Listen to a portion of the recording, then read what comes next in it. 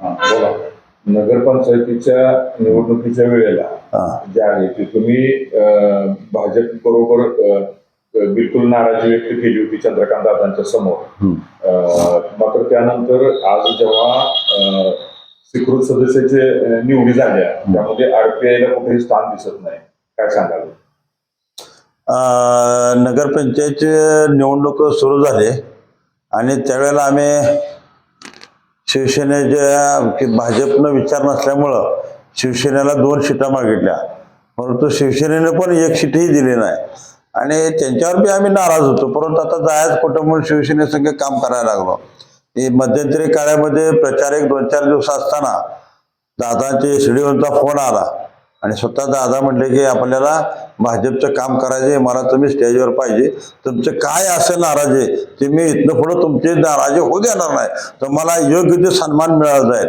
अशा पद्धतीने दादाने शब्द दिल्यामुळं आपण भाजपच्या स्टेजवर जाऊन या ठिकाणी कळत चढवण्याचं काम केलेलं. भाजपची अवस्था या ठिकाणी थोडीशी वाईट होते, परंतु आपण त्या ठिकाणी गेल्यामुळं एक चांगली स्थिती निर्माण झाली आणि भाजपला घवघवीत यश मिळालं आणि भाजपचा नगराध्यक्ष हा युटी जाधव सर 1100 मताने लीडनं आले. त्याच्यामुळं भाजपवाल्याला कुठलाही वाटत नव्हतं की आपलं ह्या ठिकाणी सत्ता येईल. त्यामुळं आमचा सिंहाचा वाटा आहे, आमचा सिंहाचा वाटा आहे, त्यामुळं आम्हाला त्यांनी न्याय द्यायला पाहिजे होता. आम्ही ज्यावेळेला स्वीकृत सदस्य ज्यावेळेला वेळ आले त्यावेळेला आम्ही दादाकडे गेलो, या सांगली जिल्ह्याचे पालकमंत्री चंद्रकांत दादा, त्यांच्याकडे गेल्यानंतर त्यांनी आपल्याला आश्वासन दिलं की राजेंद्र खरात, तुम्ही आम्हाला चांगल्या पद्धतीने सहकार्य केलेलं आहे, तो तुमचा हक्क आहे आणि तुम्हाला 1 स्वीकृत सदस्य द्यायला काही अडचण नाही.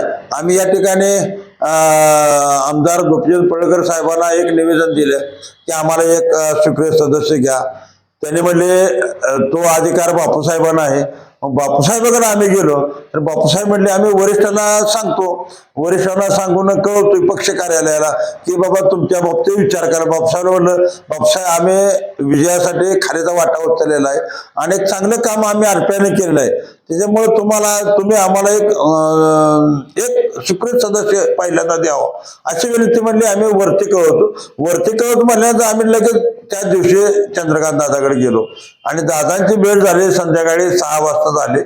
6 वाजता दादा म्हणले तुमचा तो हक्क आहे आणि तो मिळाला पाहिजे. त्यामुळं दादाने शब्द देऊन सुद्धा आज स्वीकृत सदस्य पदाचे उपमहापौर स्वीकृत सदस्य पदाची निवड झाली. त्यामुळे आम्हाला कुणी विचारलं नाही. त्यामुळे आम्ही सध्या स्थानिक लेवलला भाजपच्या कार्यकर्त्यांना पूर्णपणे नाराज आहे. तर आता पुढची रणनीती काय असणार आहे? नाही, आमची नाराजी आता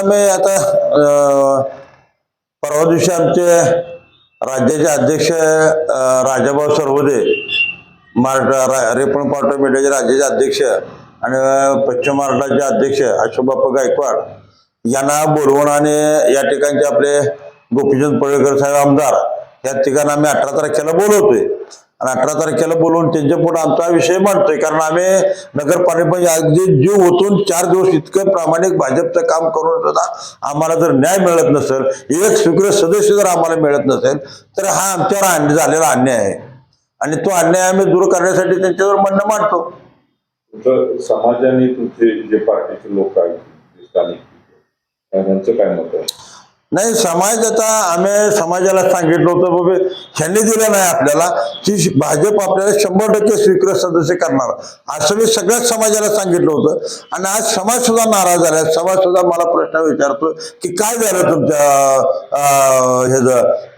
चंद्रकांत दादाने शब्द देऊन पण काय झालं, कुठे गेला शब्द, कुठे गेले तत्व. त्याच्यामुळं समाज पण फार मोठा नाराज आहे आणि समाजाला आम्हाला तोंड दाखवायला जागा राहिली नाही. कारण समाजापुढे आता काय म्हणून जाणार आम्ही? कारण 100% समाजाला खात्री दिली होती की आपल्याला 100% प्रतिनिधित्व. कारण या राज्याचे उच्च आणि तंत्र शिक्षण मंत्री माननीय नामदार चंद्रकांत दादा पाटील ही एकदा त्यांनी शब्द दिला की ते 100% पूर्ण करतात ह्याची आम्हाला पूर्णपणे खात्री आहे आणि त्या खात्रीवर आम्ही सांगलीला जाऊन दादाने 4-5 दिवसापूर्वी जाऊन दादाला सांगितलं असं ते म्हणले राजेंद्र खरात तुम्ही बिनधास्त जावा.